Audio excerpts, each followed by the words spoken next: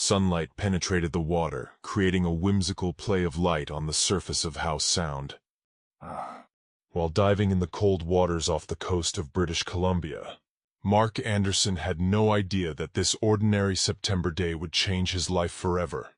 With over 10 years of diving experience, hundreds of dives and thousands of underwater photos, nothing could have prepared him for the encounter that lay ahead. Visibility that day was exceptional, about 30 meters. The water was cold at only 12 degrees Celsius, but it was remarkably clear. Mark swam leisurely through the kelp forests, aiming his camera at the glowing starfish scattered across the rocky bottom. A small group of sea cucumbers caught his attention, and he decided to take some close-up photos. That's when he felt it, an almost imperceptible change in the movement of the water. There was something big nearby. Mark turned slowly, expecting to see a strange seal, or maybe a small whale, which was common in these waters. But what he saw astonished him. A small humpback whale, no more than 4 meters long, swam a few meters away. His movements were strange, unlike the usual behavior of these majestic creatures. The calf moved jerkily and kept looking at the diver as if to make sure he was watching. His small eyes, unusually expressive for such a huge creature, seemed to shine with concern and a plea for help. Mark held his breath and turned on the camera. Such a close interaction with a wild whale calf was incredible, but the animal didn't seem at all interested in being photographed. She swam closer, almost touching Mark with her massive fin, before swimming away in a wide arc and back. This pattern was repeated several times, and it became increasingly clear that the whale was trying to communicate something to the diver. After the 5th or 6th maneuver, the calf suddenly changed direction and deliberately swam away. After covering about 20 meters, he stopped and turned around as if to check if the diver was following him. Mark hesitated. Pursuing a wild animal in open water could be dangerous. But something about the calf's behavior, its urgency, almost its desperation, compelled it to act. Mark checked his gauge and compass and began following his unexpected companion. They swam northeast, getting further and further away from the shore. The depth increased and the sunlight became weaker. The calf stopped every 30 to 40 meters, so Mark had enough time to catch up and make sure he was still following. After walking for more than 500 meters, they reached a small underwater valley. Here, at a shallow depth, Mark saw something that made his blood run cold. A massive humpback whale, at least 14 meters long, hung almost motionless in the water. His body was covered in what looked from a distance like a strange gray mass. As Mark got closer, he realized they were barnacles. But these were not the usual small colonies of these crustaceans often seen on whales, but rather a thick, solid layer, several centimeters thick in places. They covered almost the entire body, leaving only small areas around the eyes and spiracle exposed. The calf swam towards the large whale, most likely its mother, and began to gently nudge her, as if trying to get her to move. But the whale only flapped its tail weakly. Even through the water, Mark could see how labored and irregular her breathing was. The diver wasted no time and approached cautiously. His hands were shaking as he pulled a titanium knife from his belt. He knew that barnacles could be a sign of serious health problems in whales. Normally, the strong immune system of these animals prevents the parasites from spreading to such an extent. Something has seriously damaged the health of this majestic creature. Mark carefully approached the whale's body and began removing the largest clumps of barnacles.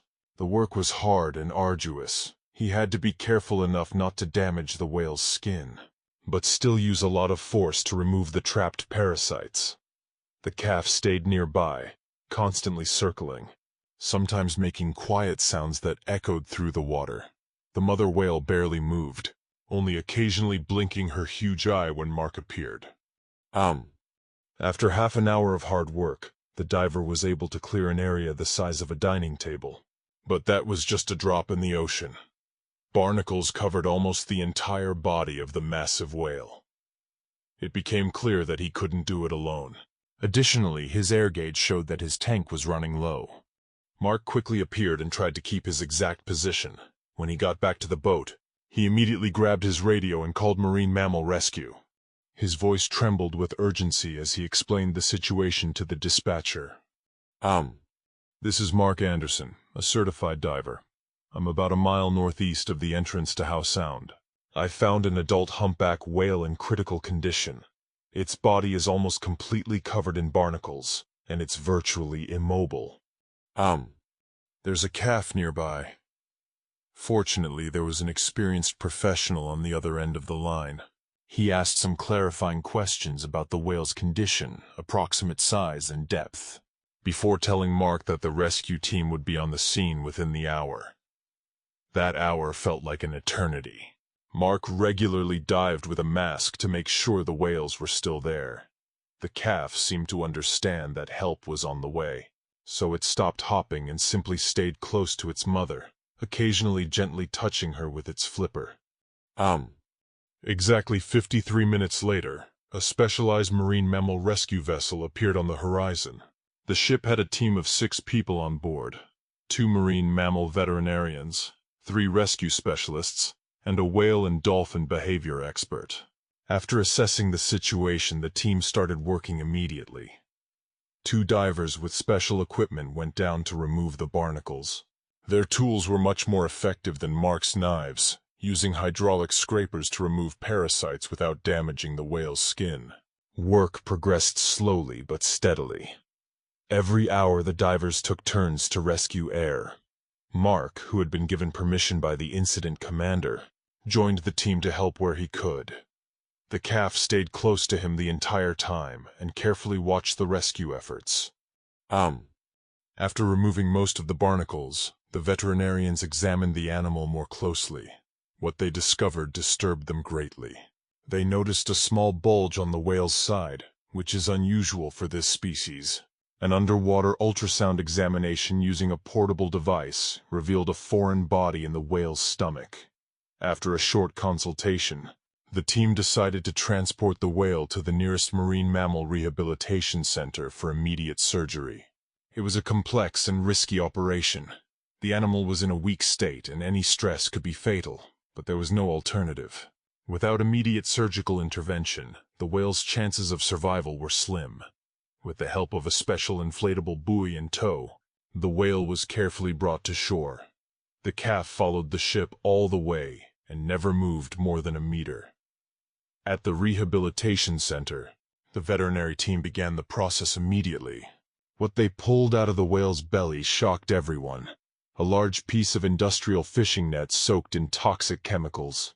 Laboratory analysis revealed that the net had been treated with a particularly harmful anti-fouling agent, including tributyltin, one of the most toxic pollutants in the marine environment. This is a chemical time bomb, the doctor explained. Chen, the head veterinarian, showed Mark the lab results. When the whale swallowed this piece of net, the chemicals in its stomach acid began to dissolve. The toxins entered its bloodstream and accumulated in its fatty tissue, slowly poisoning its entire system. Observers showed the damage the toxins caused to the whale's internal organs. The liver was swollen to almost twice its normal size and its tissues were inflamed. The kidneys struggled to filter out toxins. The immune system was almost completely shut down, allowing barnacles to invade on a massive scale. 3 or 4 more days at most, and the damage will be irreparable, the doctor said, shaking his head. Chen turned his head and studied the blood analysis. The concentration of toxins has already reached a critical level. That's why she can no longer move properly. Her muscles partially paralyzed by the poison. If it weren't for the calf's remarkable intelligence and your timely assistance, we would have both lost. Mark examined the piece of mesh under a microscope. Under laboratory light, crystals of the toxic material embedded in the synthetic fibers were clearly visible. These anti-fouling coatings were banned in the early 2000s due to their extreme toxicity, a lab technician explained. But some unscrupulous manufacturers still use it, especially in countries with less stringent environmental regulations.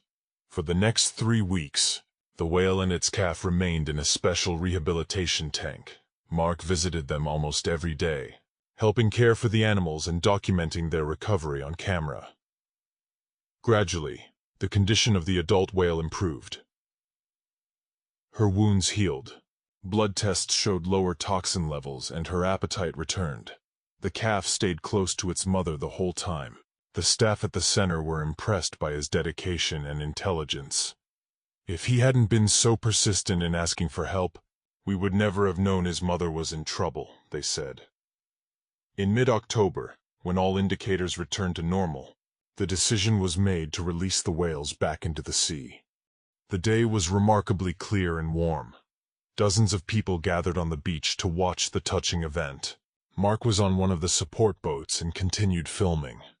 When the gates to the rehabilitation tank were opened, the whales did not immediately make their way to the exit.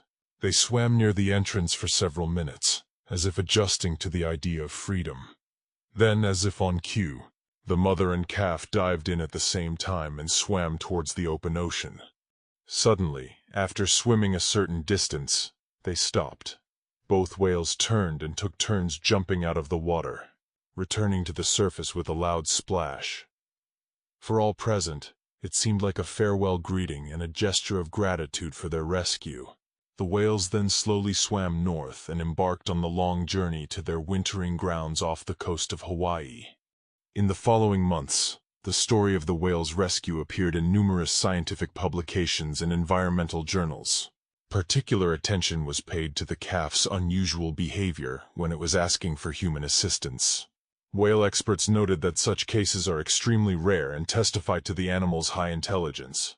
Mark continued to follow the fate of the whales he had rescued. Thanks to special tracking devices installed before their launch, scientists were able to track their movements. Signs showed that the pair had successfully reached the warm waters of Hawaii and joined a large group of humpback whales. The following summer, something unusual happened. Mark, who regularly dived in the same area hoping to meet old friends, discovered familiar bumps on the surface. As he approached in the boat, he recognized them, a mother and calf returning to their summer feeding grounds. The whales looked healthy and strong. The mother's body bore almost no signs of the ordeal, except for a small scar on her side that served as a reminder of the operation.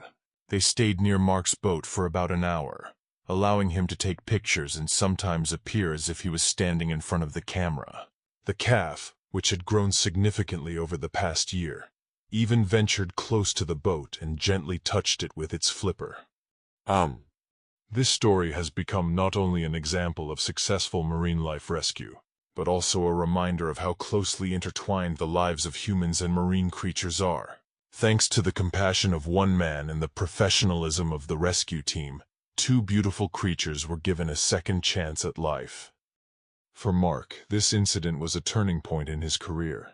He left his previous job and dedicated himself to protecting marine mammals by joining the same rescue center that helped save whales. He now regularly participates in rescue missions and helps other marine creatures in need. The photos and videos he captured while rescuing whales became part of an educational program to protect the oceans. They help raise awareness of ocean pollution and highlight the devastating impact that human waste can have on marine life.